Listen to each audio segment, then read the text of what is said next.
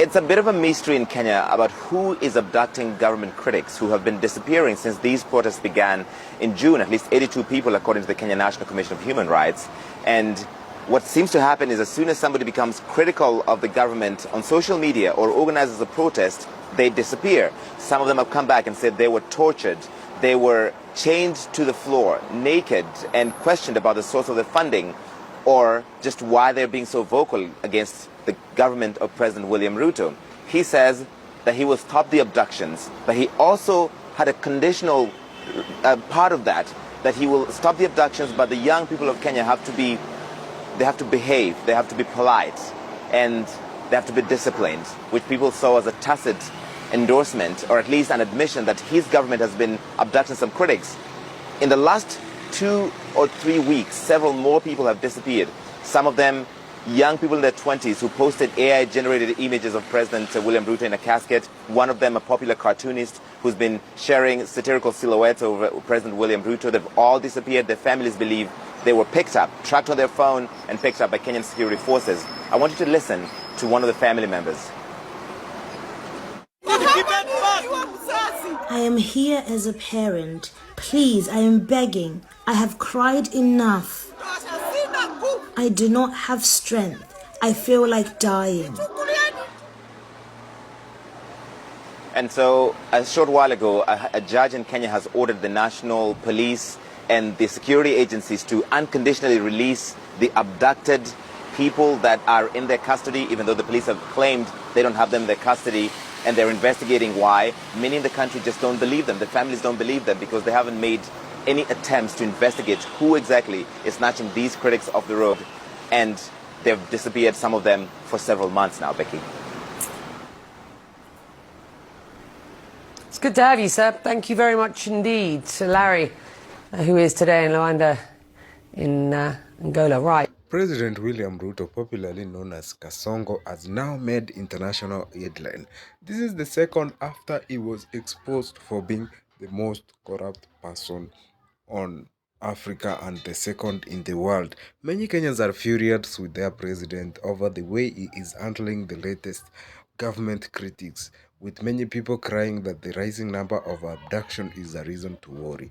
Many people in the Republic now go to social media to condemn and raise their voice, especially on platforms which are popular with young people. We have seen the rise of number of activists, and this meant that with this rising number of people who are spreading the message online, it was very easier to popularize the protest, which led to the downfall of the government's planned finance bill of 2024.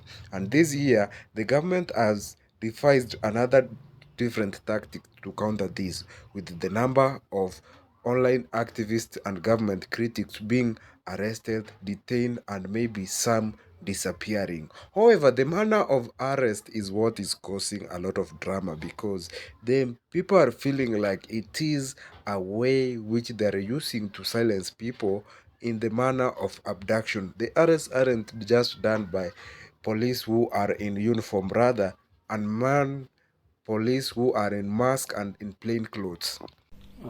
Mi naitwa Gerard Kalicha na huyu ni bibi yangu anaitwa Regina wa Elimu, na sisi ni wazazi wa Mbile wa Nyeri Mwangi,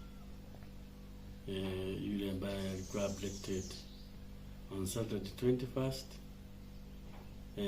at around 3 p.m. there.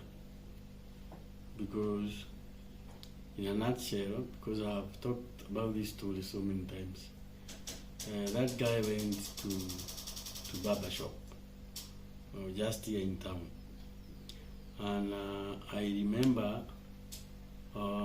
when I called him at around 3:45, his number was unobtainable. Simu yake ilikuwa mteja. Nikampigia 3:47 again because I wanted him to come over, and he was again mteja. So when I called my wife, and I told him, Billy, I cannot get Billy through the phone. whether she has any information. And she told me that she had also called him, and the phone is still the same on Kenya.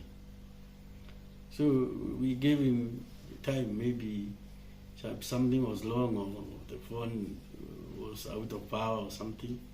So when my wife came at around Samoja, then again we revisited the issue.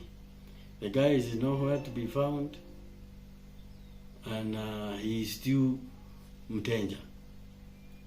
So we started to get worried, because this guy, it is very uncharacteristic for him not to say where he is, and also for his phone to go off, and again at 7, actually he's always in the house. So after that, we agreed with my wife, and let us go and start looking for the guy. And I took a friend here. We went to police.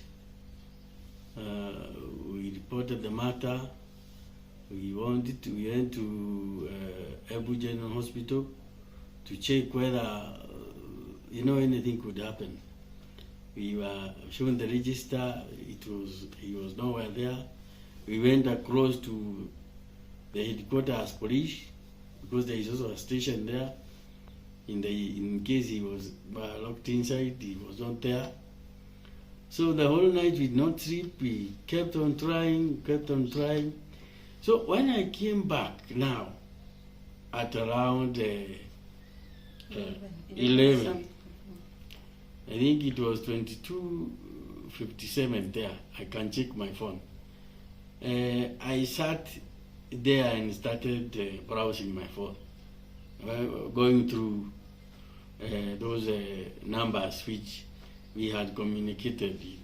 And I came across this number which had called me at 3:36. Then I called the guy, the number. It went through, but the subscriber was not answering. So I just left on that note. Then within no time, he called me back. I missed his call. Then I called him again. Then the guy tells me, Baba Bidi, huyu ni Brian, ule wa kinyozi. Nilijaribu kukupigia saa 9 na sikupati, nimekupigia sana. And so I recognize this guy is a barber. Yeah? Ni kinyozi ambaye ananyoaga bidi. Na he was, hata mimi kuna sometimes alikuwa ananyoa mpaka until alilocate, sasa akaenda huko bali kidogo town. Mimi nikawachana naye. So akaniambia bidi alikuwa hapa kwangu kinyozi, na akakuta niko na mtu nanyoa. Nikamwambia ngojeni nimalize afanye nini? Sasa nimnyoe. So kukakaa within no time. Aliniambia dakika 10 hazikuisha. Jamaa pick up double cabin ilikuja speed. Ika break. Jamaa akatoka, jamaa wane wamejificha face, they were hooded guys, and they went straight to him. Yeah, they mishandled him and threw him into the car. Na wakaenda. It's immediately after that, I think they switched off his phone, because that is the time now I was calling him mchana, and I could not get him. So he went. He was driven away towards Nairobi by those hooded guys, and up to today we don't know where the guy is. He's still Mteja. We have no idea, nothing. Mpaka saa hii, we are just still confused. On Friday, we were very happy. The president said these abductions will be curtailed na tukafurahi sana jamaa atarudi, na mpaka saa hii hatujamuona. So we are still in darkness. We are appealing to anybody yule ambaye anaweza kuwa na huyo mtoto, because I know that guy is not a criminal. Whatever he has done, wamwachilie. And I'm going to say again, na my wife alisema, we are taking responsibility for anything which that guy could have done. Na tukasema kama ni hizi vitu ziko kwa social media ambazo he was